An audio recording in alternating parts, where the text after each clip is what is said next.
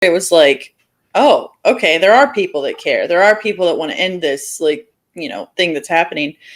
And that really helped, I guess, push me, to like, okay, there are people out there, and then getting interested in anti-war stuff. And, I still had to write out my contract, though. You can't just leave.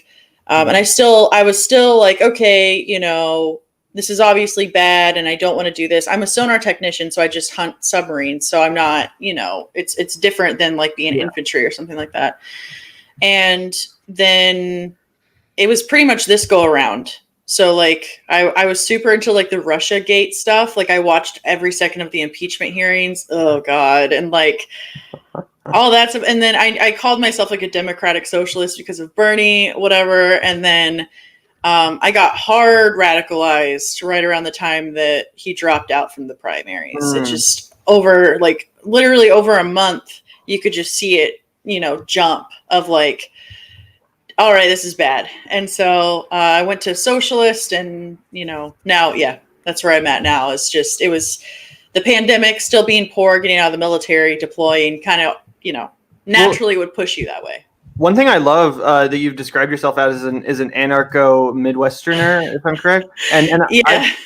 I relate to that obviously super heavily, having grown up in Kansas, and the Vanguard. Zac and I are currently based out of Kansas City, Missouri. So, we're pretty much as Midwestern as you could get. And I feel like a lot of lefties that also grew up in the Midwest area probably feel the same way, that, their politics were in some sense formed in part as a reaction to what we grew up around culturally, evangelical Christianity and all that stuff. What does anarcho Midwestern mean to you? And it started as a joke because I remember there was like infighting per usual on Twitter, and it was like, I'm an anarcho whatever. You know what I mean? There's like a billion different ways to do it. And there's nothing wrong. Whatever you shout from the mountaintop. It's like, we don't have healthcare. I don't care what anyone is. As long as you don't hate poor people, we're good. But it was like,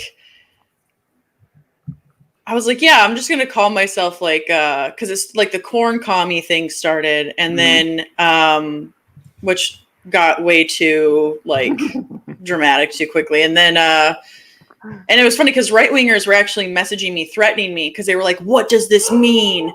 What's happening? I'm like, shut up. But, no, sorry, my dogs. But the Anarcho Midwestern was like, I wasn't, this isn't a brag. This is something I need to work on. I haven't really like read almost any theory beyond like some of like Eugene Debs and like other stuff. That's a great place to start another Midwestern, exactly. Anarcho Midwesterner. Yeah. And so for me, it's like a lot of my stance in politics, literally all of it comes from growing up really poor in the Midwest. So it's like, it's like started as a joke. And I was like, well, I mean, it pretty much is exactly, because the Midwest is it's just so unique comparatively to like meeting other people that didn't grow up in the Midwest. Yeah. You know what I mean? It's just, we have this weird subculture that's not Southern.